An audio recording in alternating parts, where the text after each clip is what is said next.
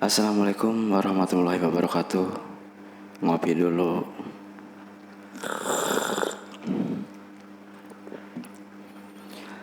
Selamat datang kembali di channel kami Radio Misteri, channel yang menyuguhkan dan menceritakan kejadian-kejadian mistis yang kami angkat dari halaman buku misteri dan juga kejadian kisah nyata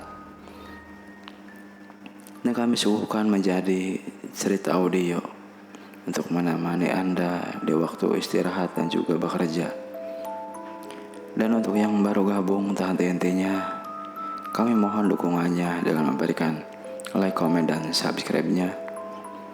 Semoga dengan cerita-cerita yang kami suguhkan mengenai cerita pengalaman horor, mistis, dan kejadian kisah nyata bisa sedikit menghibur Anda. Dan pada kali ini saya akan menceritakan yaitu tentang Sakaratul Maut, pelaku pesugihan kentut bagian 2. Dalam pandangan masyarakat awam yang didukung oleh analisa medis, kematian Agus memang dikarenakan sakit kanker. Tidak demikian dalam pandangan alam gaib. Kematian Agus adalah keberhasilan Wadirman yang bersekutu dengan penghuni gaib itu, yaitu penghuni gaib dari gunung yang di Jawa Timur itu.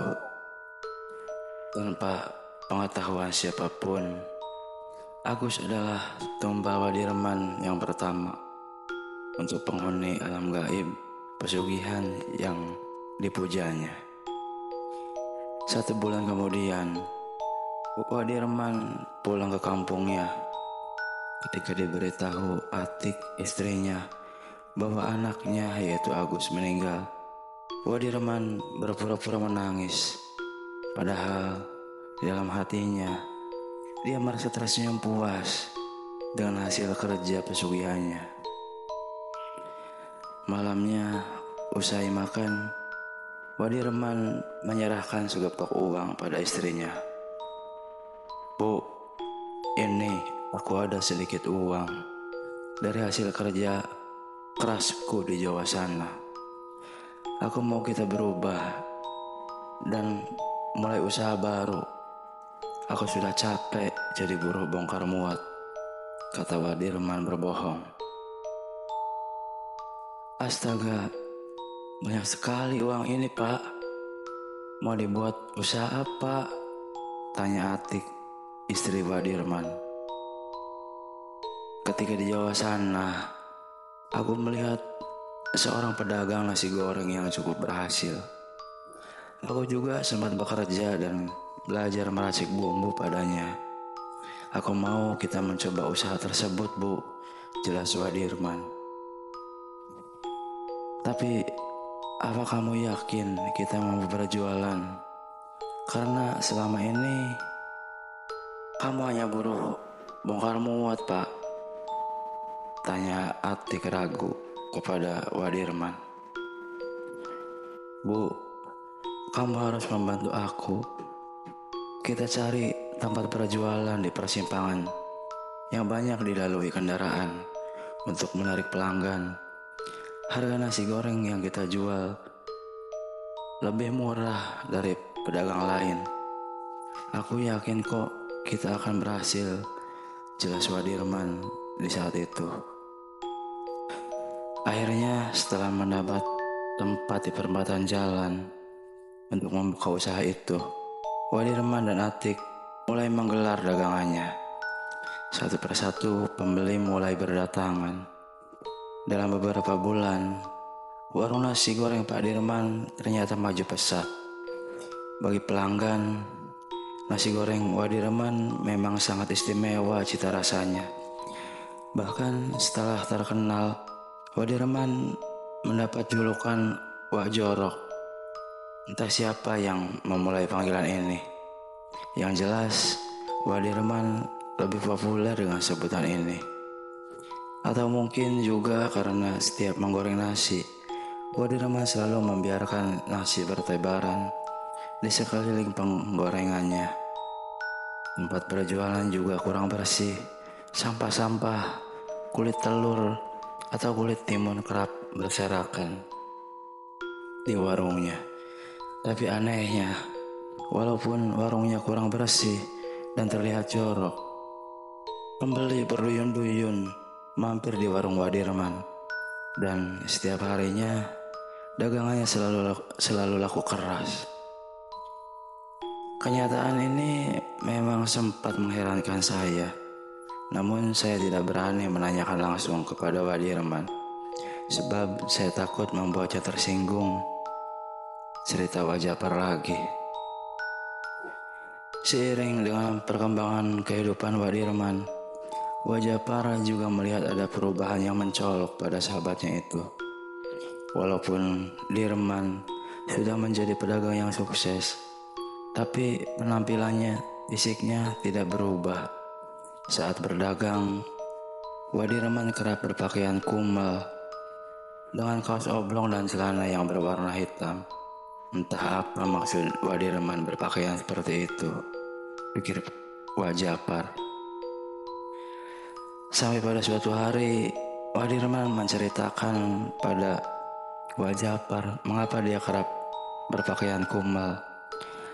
Aku harus berpakaian kumal karena itulah syarat dari pesugihanku, Japar. Siluman yang mendiami tubuhku berwujud makhluk tinggi besar. Tubuhnya berbulu dan sangat bau. Lidahnya senantiasa menjulur meneteskan air liur yang berbau amis. Dan nasi goreng yang sering kutebarkan di sekitar penggorengan juga merupakan permintaan makhluk itu. Dia akan memakan remah-remah nasi goreng itu, tutur Wadirman.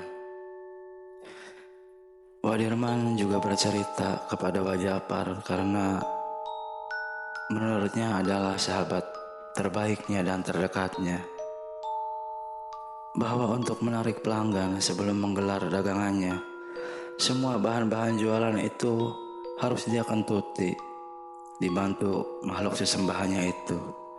Aroma udara kentut itu akan menyebar dan memanggil orang untuk antri membeli dagangannya. Dan mencuci berasnya untuk dimasak itu juga cukup satu kali saja, karena diyakini membuat cita rasa nasinya pulen dan enak. Wadirman menceritakan hal ini dengan harapan Japar mau mengikuti jejaknya, yaitu bersekutu dengan siluman. Tapi Wajapar saat itu tetap pada pendiriannya bahwa bersekutu dengan iblis hanya akan membawa kesengsaraan. Neraka jahanam sudah menanti bila mati kelak. Terus terang saja aku gak mikirin mati, Japar. Lagi pula siapa yang akan kenal aku di akhirat? Mumpung kita masih hidup, kita manfaatkan saja untuk mencari kekayaan. Walaupun kekayaan itu dari hasil yang tidak wajar, kata Wadirman kepada Wajapar. Begitulah bertahun-tahun kemudian keadaan keluarga Wadirman semakin kaya raya. Namun kehidupan ekonomi anak-anaknya tergolong pas-pasan. Bahkan salah seorang anak Wadirman menderita penyakit gila karena keinginannya menjadi prajurit TNI tidak kesampaian. Entahlah apakah ini akibat pesugihannya atau karena hukuman Allah. Di akhir hayat Wadirman, warung nasi gorengnya yang terkenal itu kehilangan pamor bagi pelanggannya. Bertambahan umur telah membuat tenaga Wadirman makin berkurang. Anak yang diharapkan menjadi penerus usahanya itu juga sudah menjadi gila. Selain itu, berdirinya restoran siap saji di persimpangan dekat warung Wadirman juga telah mematikan usaha nasi gorengnya Wadirman. Pelanggan lebih memilih warung siap saji itu. Memikirkan warung nasi gorengnya yang mati suri membuat kesehatan Wadirman makin memburuk hingga dia terbaring lemah di tempat tidur dengan perut membusung dan napas sesak. Seperti keadaan yang diceritakan di atas, Keadaan Wadirman yang tak kunjung sembuh membuat keluarganya kehabisan akal. Sahabatnya yaitu Wajapar menyarankan agar Wadirman dibawa berobat ke orang pintar.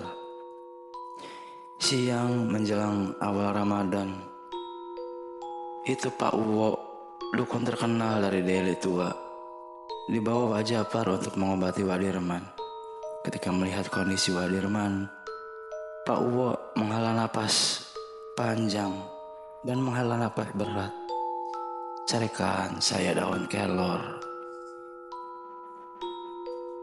Daun kelor sirih bertemu urat 10 lembar dan kain putih kira-kira setengah meter. Ambilkan air putih dan taruh dalam baskom, pinta Pak Uwo. Pak Uwo lalu membacakan doa-doa di hadapan Wadirman. Setelah itu, daun kelor dan sirih bertemu urat direndam pada air itu hingga malam hari. Tepat tengah malam, Pak Uwo memerciki daun kelor yang sudah direndam dengan air doa-doa ke tubuh Wadirman, terutama ke perutnya yang membusung.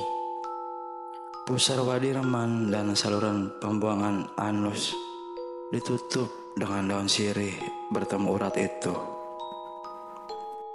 Tidak beberapa lama, Wadirman merasa perutnya mulas. Setelah itu dia buang angin kentut yang mengeluarkan bau yang sangat busuk. Melihat Wadirman buang angin, Pak Uwo meminta kain putih. Lalu Pak Uwo memiringkan tubuh Wadirman.